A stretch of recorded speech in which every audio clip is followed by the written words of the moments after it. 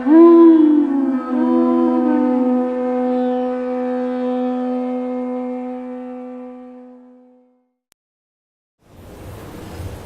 like to offer my obeisances to all my wonderful God brothers. They're very glorious.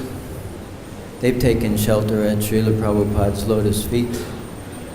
And I offer my most humble obeisances to all of you devotees who are wonderfully serving Prabhupada's mission. And this is such a beautiful thing to witness and to be in, to see the love and service of the young devotees and how they continue to push Prabhupada's movement. And they give us glorification, and I'm thinking, no, you devotees are wonderful. So thank you. And I also, today's such a glorious day because Srila Prabhupada came to this planet, Bhumi Mandala, by the arrangement of Krishna. So my birth wasn't so fortunate by no means, being born in the West and being raised Catholic.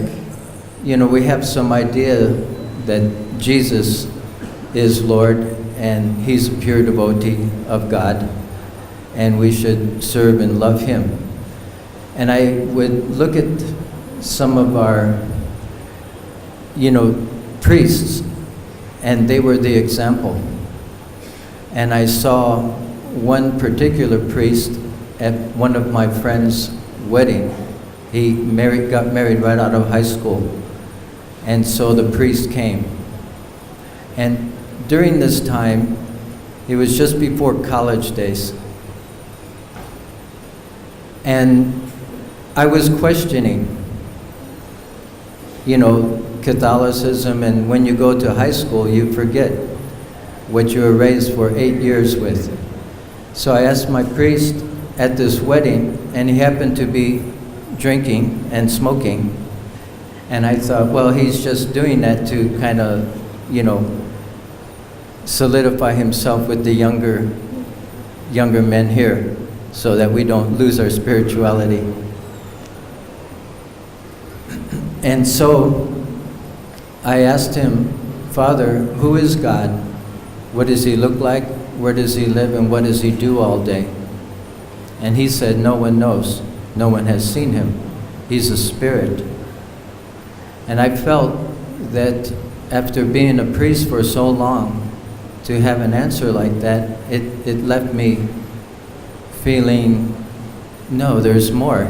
Jesus said there's more. Blessed are the pure in heart, for they shall see God. So certainly someone has seen Him.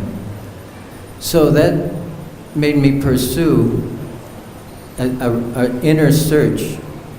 And I went and prayed to Jesus directly one night in dark times where you don't see what your future holds, and you may think that you have a handle on things, but when you realize that no, it's not quite like that you have to have guidance from within. So I went to Jesus and I asked Him, and I know Prabhupada always said we should take Him down from the cross, and I always loved Jesus pointing to His Sacred Heart and doing this. And I thought, what is this? Then later on I find that this is the Jnana Mudra, that the knowledge is within. So I asked Jesus, please help me find a genuine spiritual path that I could follow and I could make progress with. And within a month or two, by the grace of Krishna and whichever devotee it was that put those books in the bookstore in East Chicago, Indiana, which is a little town outside of Chicago, and it's where my father had grown up, and it's very conservative and very old Polish people, like Polish neighborhood. And for a Bhagavad-Gita and what we called head shops back then to appear was kind of extraordinary. because it just popped up, lasted for maybe a year or two, and it was gone. But they had spiritual sky incense there, and they had a stack of Bhagavad-Gitas at the cash register. And I asked the gentleman, what is that book? He said, oh, this is the Bhagavad-Gita. It just came in. And that was after praying to Jesus, so I felt, wow, this is a connection I was looking for.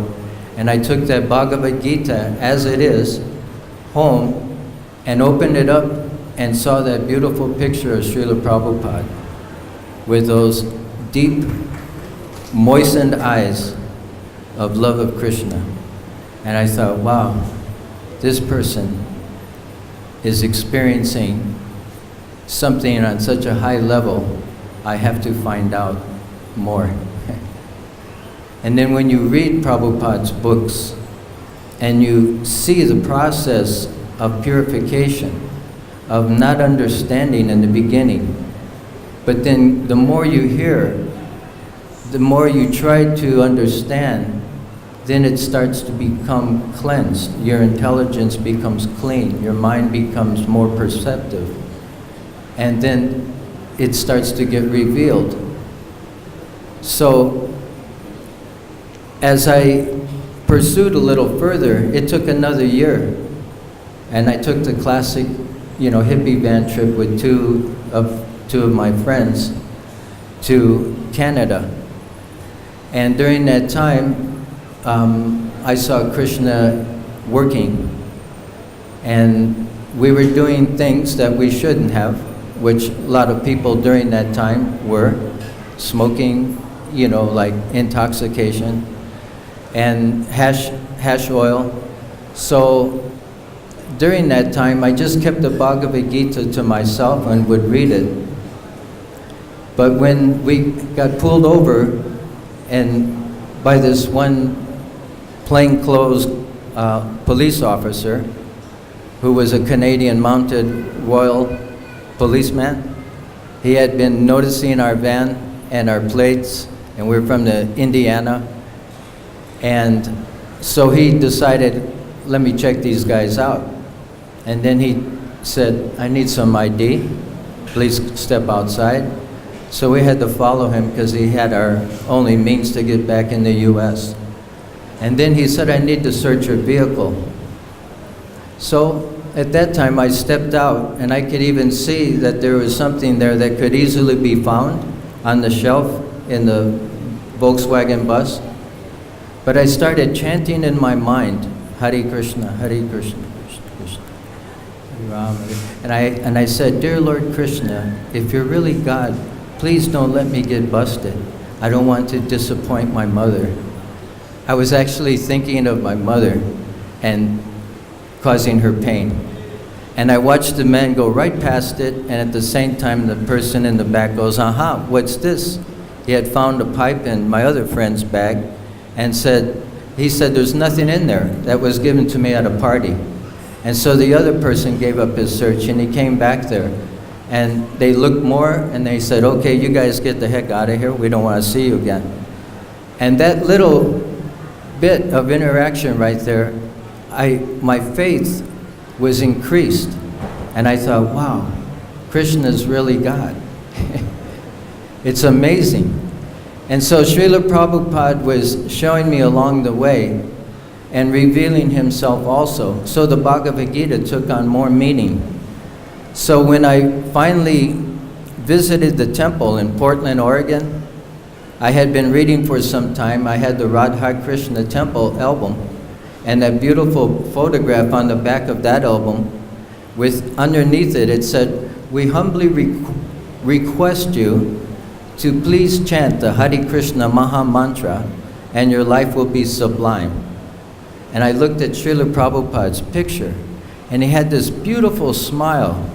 And even at that time, he had a missing tooth or so. But he had this beautiful smile with a black sweater, and I thought, sublime. I've never really heard that word before, but he's really exhibiting that.